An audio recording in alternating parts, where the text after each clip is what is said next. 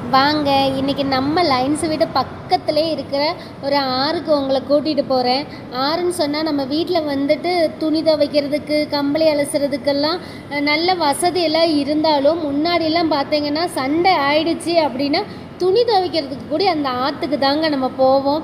காலையிலே எங்களுக்கெல்லாம் சாப்பாடெல்லாம் கொடுத்து கயிறு இதெல்லாம் கட்டி ஆற்றுலேருந்து வரும்போது பக்கத்துலேயே விறகெல்லாம் இருக்கும், அதையும் பிறக்கிக்கலான்னு சொல்லிட்டு அம்மா எல்லாரையும் கூட்டிகிட்டு போயிடுவாங்க. அம்மா மட்டும் இல்லை, லைன்ஸில் முக்கால்வாசி அம்மாமார் வந்து அப்படி தான் செய்வாங்க.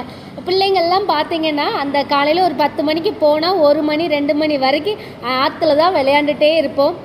கம்பளியெல்லாம் துவைச்சி அம்மா ஒரு கம்பளியாக எங்ககிட்ட கொடுத்து விடுவாங்க. நாங்கள் வந்து அதை கொண்டு வந்து நம்ம வீட்டுக்கு பக்கத்துலேயே இருக்க பாறையில் வந்து காய போட்டு திரும்ப ஆற்றுல போய் கொஞ்ச நேரம் விளையாண்டுட்டே இருப்போம். அப்புறம் கம்பளி அலசி தருவாங்க, அதை கொண்டு போவோம்.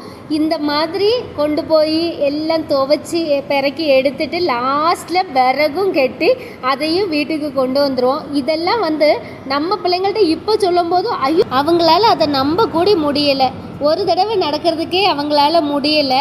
ஒரு கம்பளியெல்லாம் அலசி பாறைக்கும் ஆற்றுக்கும் நடக்கும்போது ஒரு 5-6 தடவைனாலும் நம்ம நடந்திருப்போம். அதெல்லாம் இப்போ நினச்சாலும் நமக்குமே ஒரு பெரிய அதிசயமாக தான் இருக்குது. ஓகே, வீடியோ பிடிச்சிருந்தா லைக் பண்ணுங்கள். நெக்ஸ்ட் வீடியோவில் நல்ல ஒரு இடமா உங்களை பார்க்குறேன். பாய்.